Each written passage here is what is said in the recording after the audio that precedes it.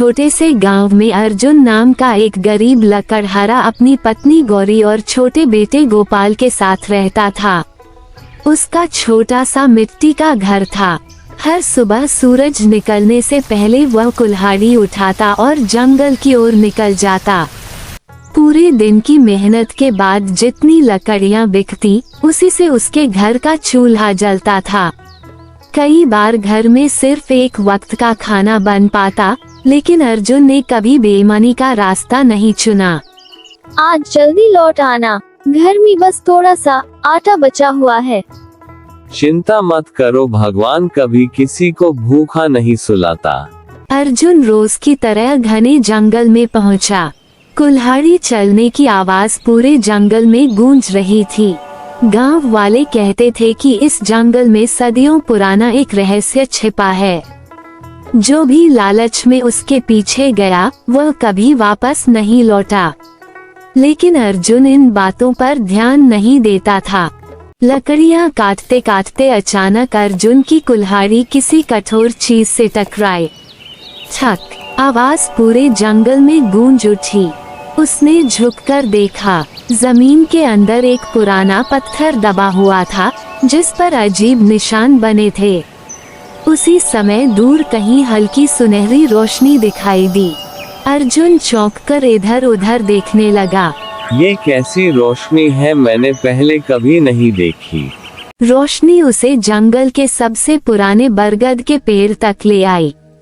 पेड़ इतना विशाल था कि उसकी जड़ें जमीन से बाहर निकलकर दीवारों जैसी दिखाई देती थीं। अचानक एक शांत आवाज सुनाई दी। क्या तुम इस जंगल के खजाने की तलाश में आए हो? अर्जुन चौंककर इधर उधर देखने लगा। नहीं महाराज, मैं तो सिर्फ लकड़ी काटने आया था। मेरे परिवार को 2 वक्त की रोटी चाहिए, खजाना नहीं। बरगद की जड़ों के नीचे एक वृद्ध साधु ध्यान में बैठे थे। उनकी लंबी सफेद दाढ़ी थी और चेहरे पर अजीब सी चमक। साधु की आंखों में संतोष दिखाई दिया। अच्छा, अगर तुम्हें खजाना मिल जाए तो क्या करोगे? पहले अपने परिवार का पेट भरूंगा, फिर गांव के गरीब लोगों की मदद करूंगा। साधु मुस्कुराए। साधु ने अपनी झोली से एक पुरानी चाबी और फटा हुआ नक्शा निकाला। ये खजाने का रास्ता है, लेकिन याद रखना, रास्ते में हर कदम पर तुम्हारी परीक्षा होगी। अगर मन में जरा भी लालच आया तो तुम सब कुछ खो दोगे। अर्जुन ने दोनों हाथ जोड़कर चाबी और नक्शा ले लिया। कुछ ही देर में पूरा जंगल घने कोहरे से भर गया। अब हर कदम सोच समझकर रखना था। रात हो चुकी थी। चांद की हल्की रोशनी पेड़ों के बीच से जमीन पर पड़ रही थी। अचानक अर्जुन को ऐसा लगा जैसे कोई उसका पीछा कर रहा हो। उसे पता नहीं था कि गांव का लालची जमींदार दूर से सब कुछ देख चुका था। अर्जुन बिना पीछे देखे आगे बढ़ता रहा। कई घंटों की यात्रा के बाद अर्जुन एक प्राचीन गुफा के सामने पहुंचा। गुफा के विशाल पत्थर के दरवाजे पर वही निशान बने थे जो नक्शे में थे। अर्जुन ने कांपते हाथों से साधु की दी हुई चाबी ताले में लगाई। घर सैकड़ों साल पुराना दरवाजा धीरे धीरे खुलने लगा। भीतर से सुनहरी रोशनी बाहर आने लगी, लेकिन अर्जुन को बिल्कुल भी अंदाजा नहीं था कि गुफा के अंदर सिर्फ खजाना ही नहीं, बल्कि सदियों पुराना एक ऐसा रहस्य उसका इंतजार कर रहा था जो उसकी पूरी जिंदगी बदल देने वाला था। गुफा के अंदर कदम रखते ही अर्जुन की मशाल अपने आप जल उठी। दीवारों पर बने प्राचीन चित्र चमकने लगे। उन चित्रों में लिखा था, ये खजाना केवल ईमानदार और निस्वार्थ इंसान का है। लालची व्यक्ति यहाँ से कभी जिंदा वापस नहीं जाएगा। अर्जुन ने भगवान का नाम लिया और धीरे धीरे आगे बढ़ गया। कुछ ही कदम आगे बढ़ते ही अर्जुन की आंखें खुली की खुली रह गईं। चारों तरफ सोने के सिक्के, हीरे, जवाहरात और प्राचीन खजाने से भरा विशाल कक्ष था। कमरे के बीचों बीच एक सुनहरा संदूक रखा था। जैसे ही अर्जुन ने उसे खोला, उसमें सोने के साथ एक तांबे की पुरानी तख्ती भी रखी थी। उस पर लिखा था, धन का उपयोग सेवा के लिए करना, लालच के लिए नहीं।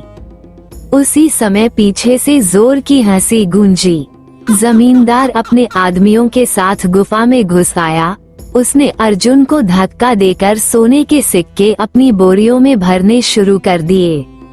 रुक जाओ, लालच मत करो, इस खजाना से कोई रहस्य जुड़ा है। लेकिन जमींदार ने उसकी एक न सुनी।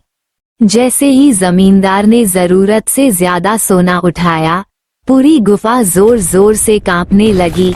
पत्थर टूटकर गिरने लगे।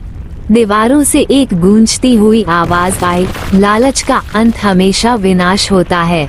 डर के मारे जमींदार और उसके आदमी सब कुछ छोड़कर भागने लगे। अर्जुन ने सिर्फ एक छोटी थैली उठाई और बाहर की ओर दौड़ पड़ा। गुफा से बाहर निकलते ही अर्जुन फिर उसी बरगद के पेड़ के पास पहुंचा। वहां साधु मुस्कुराते हुए खड़े थे। बेटा, आज तुमने सबसे कठिन परीक्षा पास कर ली। महाराज, मैंने तो सिर्फ उतना ही लिया जितना मुझे जरूरी था, इसीलिए तुम इस खजाने के असली हकदार हो। इतना कहकर साधु अचानक तेज रोशनी में गायब हो गए। अर्जुन समझ गया कि वे कोई साधारण इंसान नहीं थे। कुछ महीनों बाद अर्जुन का छोटा सा घर बदल गया, लेकिन उसका दिल नहीं बदला। उसने गांव में एक कुआं बनवाया, गरीब बच्चों की पढ़ाई का इंतजाम किया, जरूरतमंद लोगों को भोजन और कपड़े देने लगा। अब पूरा गांव उसे सम्मान से देखता था। एक शाम अर्जुन अपने घर के बाहर बैठा डूबते सूरज को देख रहा था। उसका बेटा उसके पास आया। पिताजी, क्या सचमुच सबसे बड़ा खजाना वही था जो गुफा में मिला था? अर्जुन मुस्कुराया। नहीं बेटा, सबसे बड़ा खजाना ईमानदारी, संतोष और दूसरे की मदद करने वाला दिल होता है। अगर इंसान के पास ये 3 चीजें हो तो वो दुनिया का सबसे अमीर इंसान है।